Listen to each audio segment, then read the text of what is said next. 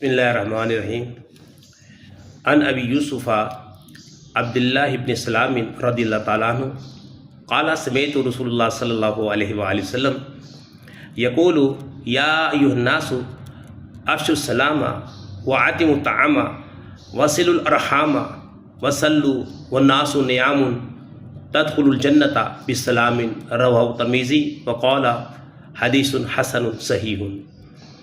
حضرت ابو یوسف عبداللہ بن سلام رضی اللہ تعالیٰ عنہ سے روایت ہے، یہ فرماتے ہیں میں نے سنا رسول اللہ صلی اللہ علیہ وآلہ وسلم کو، سرکار نے فرمایا اے لوگو سلام عام کرو، لوگوں کو کھانا کھلاؤ، صلہ رحمی اختیار کرو، جب لوگ سو رہے ہو نماز پڑھو تو تم سلامتی کے ساتھ جنت میں داخل ہو جاؤ گے۔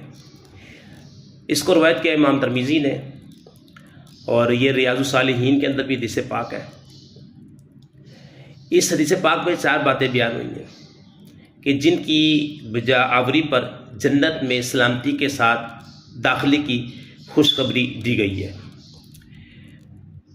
سلام کو عام کرنا، لوگوں کو کھانا کھلانا، صلہ رحمی اختیار کرنا، شب بیداری کرنا، یعنی جب لوگ سو رہے ہو تو نماز پڑھیں اس وقت میں۔